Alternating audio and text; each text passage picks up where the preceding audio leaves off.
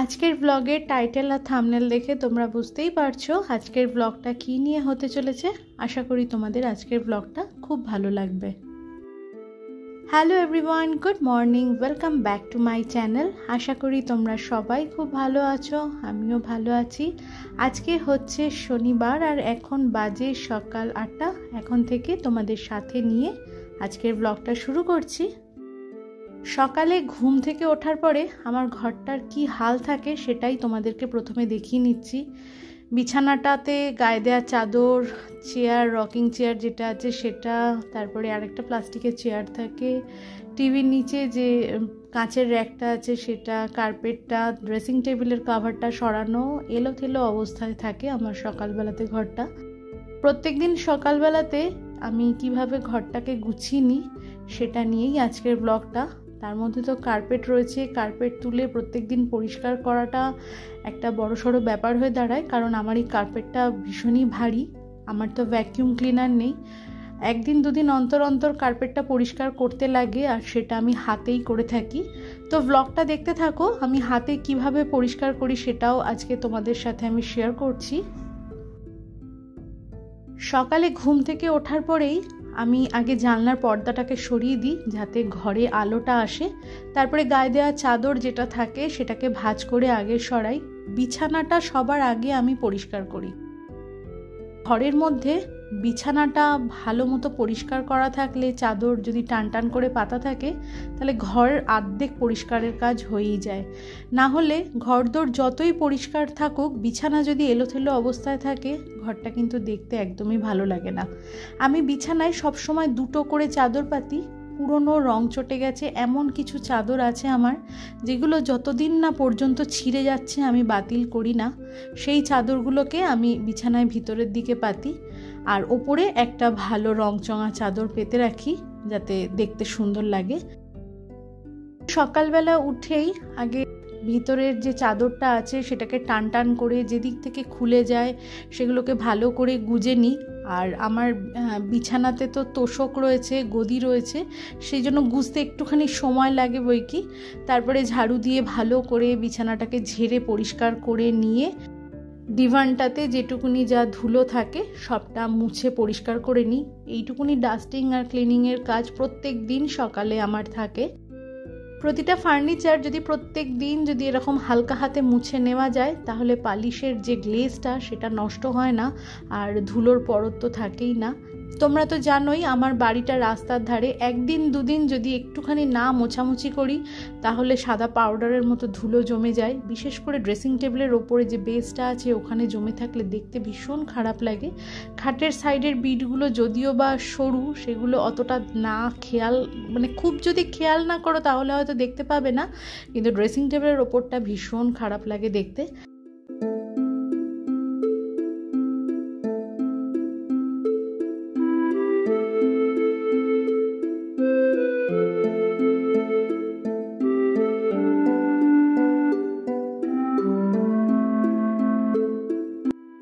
ডিভানটা ভালো করে মুছে নিয়ে আরেকবার বিছানার চাদরটা ঝেড়ে নিই যাতে কোথাও যদি ধুলো টুলো থাকে। প্রথমে একবার ঝাড়ি বিছানার ওপরের ধুলোটা যাতে পড়ে যায়, তারপরে খাটটা মুছে নিয়ে আরেকবার আমি ঝেড়ে দিই। দুবার করে আমি বিছানা ঝাড়ি। কোনো দিন ওপরে যে ভালো চাদরটা পাতি সেটা পাতার পরেও আমি একবার ঝাড়ু দিয়ে ঝেড়ে নিই। তাতে কি হয়, চাদরটা খুব ভালো মতো টান টান হয়ে যায়।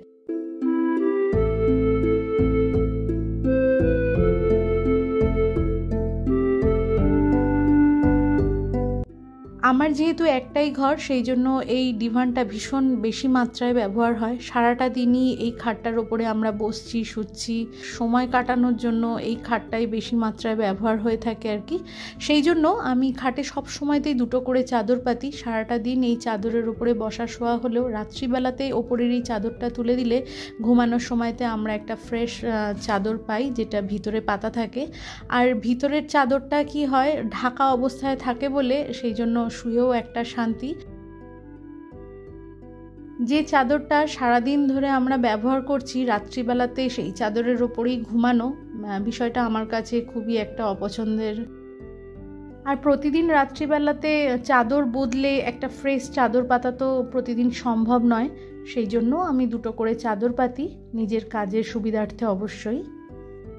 গতকালের ব্লগে তোমরা দেখেছিলে 3টে খাটের চাদর যে বদলানো হয়েছিল, সেই চাদরগুলো কেচে মেলে দিয়েছিলাম। তো সমস্ত চাদর শুকিয়ে গেছে, সব কটা ভাঁজ করে এনে রাত্রিবেলাতে চেয়ারের ওপরে রেখে দিয়েছিলাম, সেটা আর ডিভানে ঢুকানো হয়নি। তো 3টে খাটের 3টে চাদর, সেই চাদরগুলো টান টান করে ভাঁজ করে নিচ্ছি। ভাঁজ আগে থেকে করাই ছিল, কিন্তু এই চেয়ারের ওপরে ছিল, তার উপরে বালিশ টালিশগুলো রেখেছিলাম, একটুখানি কুঁচকে গেছিলো। তো আজকে সকালবেলাতে ভালো করে টান টান করে ভাঁজ করে নিলাম, আর রাত্রিবেলায় যে চাদরটা গায়ে দিয়েছি সেইটাও ভাঁজ করে একেবারে সব জিনিসটা নিয়ে ডিভানের মধ্যে রেখে দেবো।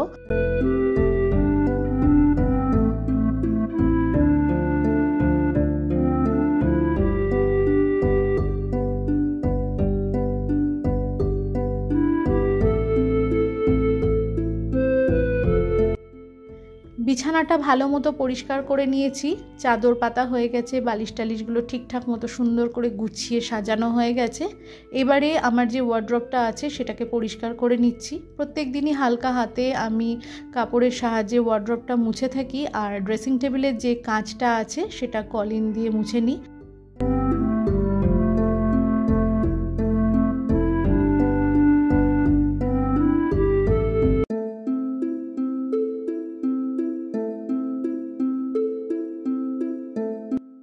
আমার প্রথম দিককার ব্লগ তোমরা যারা দেখেছো তারা দেখতে পাবে যে ওয়ার্ড্রপে এরকম আয়নাতে কোনো ঢাকার ব্যবস্থা ছিল না। তো আমি এক জায়গা থেকে জানতে পেরেছিলাম যে বেডরুমে আয়নাটা রাখা ঠিক নয়, সেটা বাস্তু মতে নাকি খুবই খারাপ। এখন আমার ঘরের যেরকম কন্ডিশন, আয়না এখান থেকে সরিয়ে অন্য কোথাও নিয়ে যাওয়া যাবে না, আর সেরকম কোনো জায়গাও নেই। তোমরা তো দেখেছোই, এই একটা বড় ঘর, আর মামাম পড়াশুনো করে, ওই পাশে একটা ছোট ঘর, ছাদটা ঘেরা, আর কিচেন বাথরুম, ব্যাস এটুকুনি আমার জায়গা আছে। তো সেই জন্য একটা ভালো সুতির কাপড় দিয়ে, মানে যেটা আমার আলমারির পালিশের সাথে একদমই কালারটা কিছুটা ম্যাচিং হয়, সেরকমই একটা কটনের কাপড় দিয়ে ড্রেসিং টেবিলের কাঁচটাকে আমি ঢেকে রাখি। একটা পর্দার মতো ব্যবহার করে থাকি ওই কাপড়টা, আর সপ্তাহে তুলে নিয়ে কাপড়টা ওয়াশিং মেশিনে কেচে, আর এতটাই পাতলা কাপড়, ওটাকে আয়রন না করলে পরে কাপড়টা ড্রেসিং টেবিলের কাঁচে লাগানো যায় না। তো এইগুলো তো একটা এক্সট্রা কাজের ব্যাপার আছেই। ওয়ার্ড্রপটা পরিষ্কার করা হয়ে গেছে, এবারে চলে এসেছি টিভির জায়গাটাতে। এই কাঁচটার ওপরে ছোট ছোট কিছু শোপিস রেখে দিই, যাতে ঘরে ঢুকলে পরে বাঁ হাতেই আমার এই টিভির এই জায়গাটা পড়ে, দেখতে যাতে ভালো লাগে। এই কাঁচটা কালো রঙের কাঁচ, সুতরাং প্রত্যেক দিন যদি ভালো করে কলিনের সাহায্যে মোছামুছি না করা হয়, ধুলো পড়লেই জিনিসটা সাদা সাদা মতো লাগে, দেখতে খুব খারাপ লাগে। তো প্রত্যেক দিন এরকমভাবে জিনিসগুলোকে সরিয়ে নিয়ে আমি কলিনের সাহায্যে মুছে থাকি। খুব বেশি জিনিসপত্র আমার বেডরুমে নেই, তবে যেটুকুনি যা আছে পরিষ্কার পরিচ্ছন্নভাবে আমি রাখার চেষ্টা করি। অনেক জিনিসপত্র দিয়ে ঘর ভরিয়ে ঘর সাজানো ব্যাপারটা আমার খুব একটা ভালো লাগে না। যে কোনো জায়গা দেখবে যদি ফাঁকা ফাঁকা রেখে হালকাভাবে সুন্দর করে গুছিয়ে রাখা যায়, তাহলে জায়গাটা অনেক স্পেসিয়াস মনে হয়।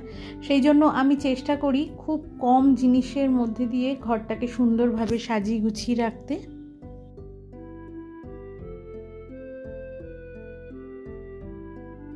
দিনের বেশিরভাগ সময়টাই চলে যায় ঘরদোর গুছাতে, কিন্তু রাত্রিবেলাতে দেখি সমস্ত কিছু এলোথেলো হয়ে যায়। পরের দিনকে সকালবেলা থেকে আবার সেই গোছানো শুরু।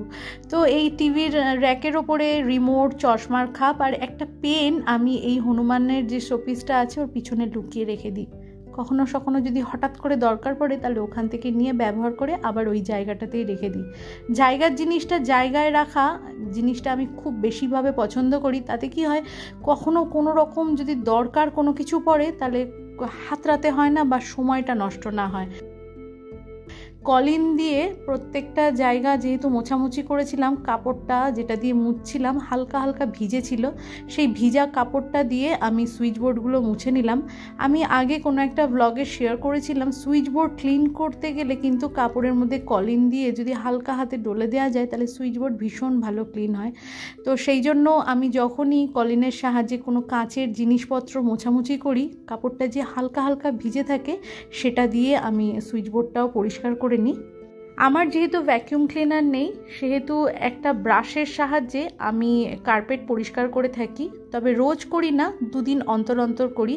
আমি কার্পেটের একটা জায়গাতে দেখালাম যে কয়েকটা চুল পড়ে আছে, ব্রাশ দিয়ে ওটা ঘষলে পরেই সুন্দরভাবে চুলটা পরিষ্কার হয়ে যায়। তারপরে যেটুকুনি যা ধুলো থাকে, কারণ এর ওপর দিয়ে হাঁটা চলা হয়, তারপরে যাই পড়ুক না কেন সবটা সুন্দরভাবে পরিষ্কার হয়ে যায়। কেউ দেখলে বলবে না যে মেশিনের সাহায্যে নয়, এই কার্পেটটা হাতে পরিষ্কার করা হয়েছে। তো ঘর বারান্দা যখনই মোছামুছি করি তখনই কার্পেটটা এভাবে গুটিয়ে নিয়ে দেয়ালে হেলান দিয়ে রেখে দিই, তারপরে ঘর ঝাড় দিয়ে মুছে পরিষ্কার করে নিয়ে আবার কার্পেটটা পেতে দিই। শীতকালটাতে প্রত্যেকটা দিন এইভাবেই চলে। গরমকাল থাকলে পরে তখন এই কার্পেট তোলা, পাতা, এই এক্সট্রা কাজ থেকে মুক্তি পাওয়া যায়। রাত্রিবেলাতে রকিং চেয়ারটাকে সরিয়ে নিয়ে আমি ওই খাট আর দেয়ালের মাঝখানে যে খালি জায়গাটা থাকে রান্নাঘরে যাওয়ার যে রাস্তাটা আছে ওইখানটাতে রেখে দিই, কারণ কোনো সময় যদি ঘুমের চোখে উঠে আমরা সামনের দিককার এই দরজাটা দিয়ে বেরোতে চাই, তাহলে হঠাৎ যদি অন্ধকারে বুঝতে না পেরে চেয়ারের পাতে যদি ধাক্কা লাগে, সেই জন্য সামনের দিককার জায়গাটা আমি সবসময়তেই খালি করে রাখি। সকালবেলাতে প্রত্যেক দিন আমি রকিং চেয়ারের যে তোয়ালেটা আছে এদিক ওদিক করে উল্টে সেটা পেতে দিই, আর সপ্তাহে একদিন করে এই সাদা 3টে তোয়ালে আমি কাচতে দিয়ে দিই ওয়াশিং মেশিনে। এর একটা এক্সট্রা আরেকটা তোয়ালে আছে, এটা কাচতে দিলে পরে আরেকটা তোয়ালে আমি পেতে দিই। আমার ঘরের দেয়ালটা যেহেতু সাদা রঙের, সেহেতু একটু যদি ধুলো পড়ে বা কোথাও যদি একটুও ঝুল জমে তাহলে দেখতে ভীষণ খারাপ লাগে। তো যখনই আমি ঘরদোর ঝাড় দিই তখন যদি একটু ধুলো বা ঝুল কিছু থাকে আমি লম্বা ঝাড়ু ব্যবহার করে সাথে সাথে পরিষ্কার করে দিই।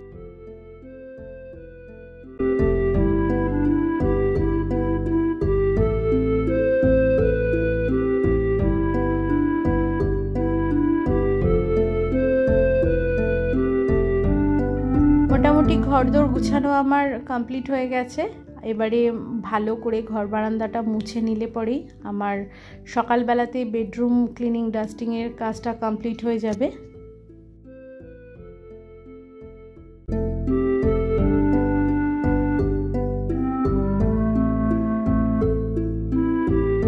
তোমরা যারা আমার নতুন বন্ধু আছো আর এই মুহূর্তে আমার এই ব্লগটি দেখছো, আমার এই ব্লগের কোথাও যদি তোমাদের কোনো কিছু ভালো লেগে থাকে তাহলে চ্যানেলটি সাবস্ক্রাইব করে তোমরা আমার পাশে থাকতে পারো।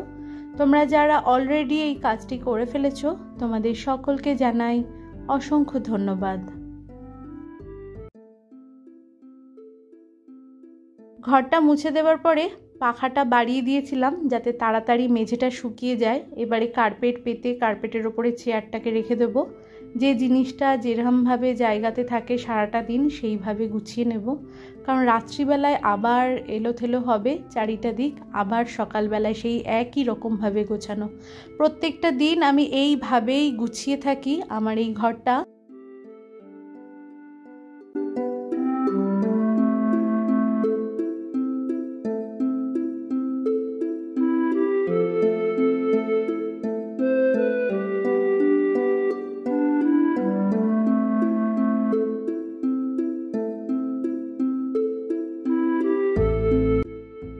তো এই যে দেখো আমার ঘর গোছানো হয়ে গেছে। কেমন লাগছে দেখতে আমার ঘরটা? যদি তোমাদের ভালো লাগে তাহলে অবশ্যই কমেন্টের মাধ্যমে আমাকে জানিও।